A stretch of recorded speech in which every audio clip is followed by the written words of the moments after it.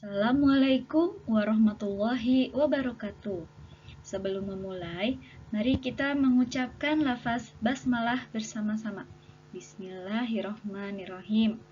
Hari ini adalah lanjutan dari evaluasi tahap kemarin, yaitu evaluasi tahap 2. Masih menemukan unsur-unsur buku fiksi.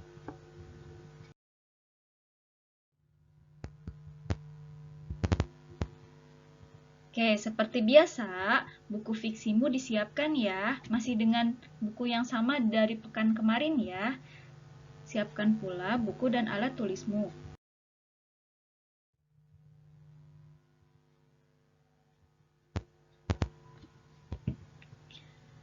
Karena evaluasi dibagi menjadi 2 tahap, maka yang ini adalah tahap yang kedua.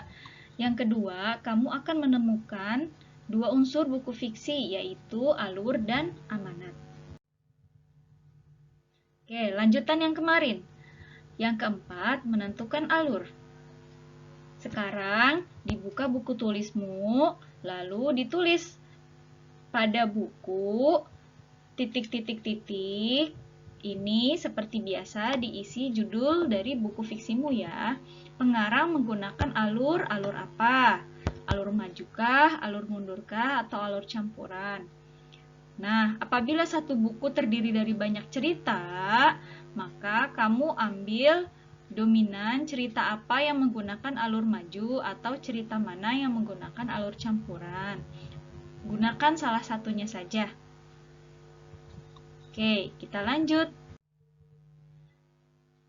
Yang terakhir, menentukan amanat atau pesan dalam cerita.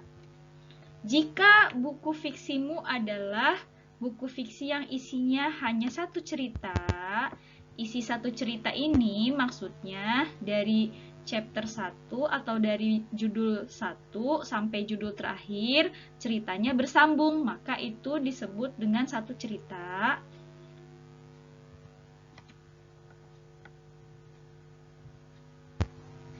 Sehingga penulisannya seperti ini. Amanat dari buku titik-titik-titik isi dengan judul buku fiksimu adalah titik-titik-titik. Pesan dari buku fiksimu adalah seperti apa? Kamu tulis.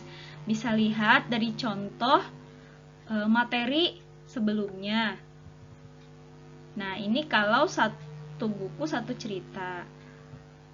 Apabila satu buku banyak cerita ini maksudnya di dalam buku fiksimu ada banyak judul dan setiap judul atau setiap bab memiliki tokoh yang berbeda. Sehingga jika menuliskan amanatnya adalah tulisannya seperti ini. Tuliskan pada buku tulismu amanat pada judul titik-titik-titik, judulnya apa adalah titik-titik-titik. Nah, karena satu buku banyak cerita, kamu ambil 3 judul cerita yang paling kamu suka, lalu dicari amanatnya atau pesannya. Sama seperti contoh amanat yang pernah Ibu buat 2 minggu yang lalu. Kalau kamu masih ingat, di materi paling awal sebelumnya, dari novel Aisyah Putri, Ibu mengambil 2 cerita dan membuat pesannya. Nah, sekarang Ibu meminta kamu mengambil 3 cerita dan mengambil pesannya. Itu kalau bukumu banyak ceritanya. Kalau bukumu hanya satu cerita, maka amanatnya satu saja. Oke? Kalau belum paham, bisa tanya langsung ke Ibu ya. Nah, jika sudah selesai, hasil tugas kamu foto lalu kirim ke Google Classroom di bagian tugas kelas.